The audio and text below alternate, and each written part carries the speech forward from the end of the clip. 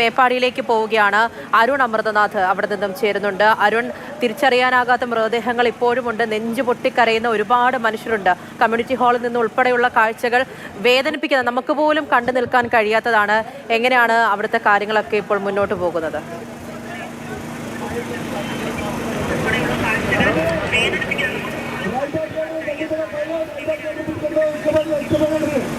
പൂജ കഴിഞ്ഞ മണിക്കൂറിൽ പറഞ്ഞ പോലെ തന്നെ നമ്മുടെ മനസ്സൊക്കെ മരവിപ്പിക്കുന്ന തരത്തിലുള്ള കാഴ്ചകളാണ്. കണ്ണീർ മറ്റേ കുറേ മനുഷ്യരെയാണ് നമുക്ക് ഈ ദുരിതാശ്വാസ ക്യാമ്പുകളിലും ഈ ആശുപത്രി പരിസരത്തുമൊക്കെ കാണാൻ സാധിക്കുന്നത്. അത്തരത്തിലൊരു ദൃശ്യം ഇപ്പോഴും നമുക്ക് കാണാം. നിലമ്പൂരിൽ നിന്നുള്ള ആംബുലൻസ് ചാലിയാർ പുഴയുടെ വിവിധ ഭാഗങ്ങളിൽ നിന്നായി കിട്ടിയ മൃതദേഹവുമായി എത്തിയ ആംബുലൻസ് ഇപ്പോൾ ഈ മേപ്പാടിയിലേക്ക് എത്തിയിട്ടുള്ളത്. ദുരിതാശ്വാസ ക്യാമ്പിന് സമീപമുള്ള പ്രദേശത്താണ്, ഒരു മേഖലയിലാണ് ഇത് സൂക്ഷിച്ചിരിക്കുന്നത്. ഇവിടേക്ക് ആളുകളെ തിരിച്ചറിയാനായി എത്തിക്കുകയാണ്. 10 മൃതദേഹങ്ങളാണ് ആദ്യം എത്തിയത്. അതിൽ 6 തിരിച്ചറിഞ്ഞിരിക്കുന്നു എന്നുള്ളതാണ്. 4 മൃതദേഹങ്ങൾ DNA ടെസ്റ്റിന് വിടുമെന്നാണ് നമ്മൾ അറിഞ്ഞിരിക്കുന്നത്. നീണ്ട ഒരു നില തന്നെ ആളുകളുടെയൊക്കെ ഇവരുടെ ബന്ധുക്കളൊക്കെ ഇവിടെ എത്തിയിട്ടുണ്ട് എന്നുള്ളതാണ്. ഇവിടെ ഈ മൃതദേഹങ്ങൾ ചാലിയാറിൻ്റെ ഭാഗത്തു നിന്നുള്ള മൃതദേഹങ്ങൾ എത്തിയപ്പോൾ തിരിച്ചറിയാനായി വന്നതാണ്. ഞങ്ങൾ ചൂരമല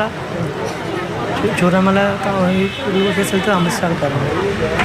ആ ഭാഗത്തു നിന്ന് ഇത്തരത്തിൽ ഐഡൻറ്റിഫൈ ചെറിയമ്മ, ചേച്ചി, കൂട്ടുകാരന്മാരൊക്കെ പോയിട്ടുണ്ട്. അപ്പോൾ അത് അറിയാൻ വേണ്ടിയിട്ട് അവിടെ നിന്നാണ് ഇങ്ങനെ വരാനുള്ളൊരു സാധ്യത കാണുന്നുണ്ട്.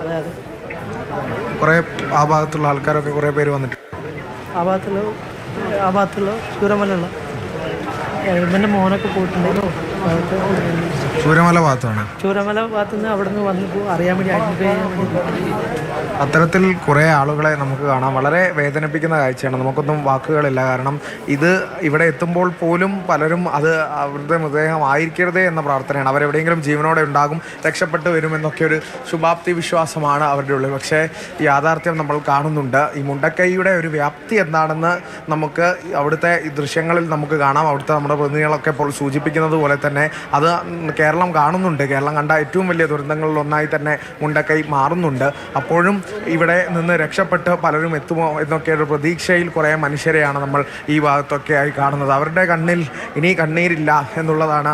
അത്രമേൽ വേദനയുണ്ട് അവർക്ക്. ഇനി എന്തൊക്കെ നഷ്ടമായാലും സ്വന്തം കൂടെയുള്ളവരെങ്കിലും എങ്ങനെയെങ്കിലും തിരിച്ചു കിട്ടണം എന്നുള്ള അത്തരത്തിൽ ഓരോ മനുഷ്യർ സംസാരിക്കുമ്പോൾ തീർച്ചയായും അരുൺ, ഇപ്പോൾ ആ സംസാരിച്ച അവരെല്ലാവരും തന്നെ ആ കമ്മ്യൂണിറ്റി ഹാളിൽ ഉണ്ടായിരുന്ന അവിടെ ആൾക്കാർ ആ മൃതദേഹങ്ങളൊന്നും അതിലാരും തങ്ങളുടെ ഉറ്റവരുണ്ടായിരിക്കരുതേ എന്ന പ്രാർത്ഥനയോടുകൂടി നിൽക്കുന്നവരായിരിക്കും. അങ്ങനെ ഒരുപാട് മനുഷ്യർ, വേദനിപ്പിക്കുന്ന കാഴ്ചകൾ മാത്രമാണ് എവിടെ നിന്നുമുള്ളത്. എസ് രാഗിൻ കൂടി നമ്മളോടൊപ്പം ചേരുന്നുണ്ട്. രാഗിൻ, ഈ പറഞ്ഞതുപോലെ തന്നെ ഉറ്റവരെ കാത്ത് ഒരുപാട് പേർ അവിടേക്ക് എത്തുകയാണ്. ആ രീതിയിൽ വേദനിപ്പിക്കുന്ന കാഴ്ചകളാണ് എങ്ങു നിന്നുമുള്ളത്. പല വിധത്തിലുള്ള പ്രവർത്തനങ്ങൾ രജിസ്റ്റർ ചെയ്യുന്നതടക്കമുള്ള വിവരങ്ങൾ അല്പസമയം മുമ്പ് രാഗിൻ പറയുന്നത് ഞാൻ കണ്ടിട്ടുണ്ടായിരുന്നു. അങ്ങനെയുള്ള കാര്യങ്ങളൊക്കെ ഇപ്പോഴും പുരോഗമിക്കുകയാണോ? ഈ മൃതദേഹങ്ങളൊക്കെ വീണ്ടും എത്തുന്നുണ്ടോ? എങ്ങനെയാണ് അവിടുത്തെ പ്രവർത്തനങ്ങളൊക്കെ?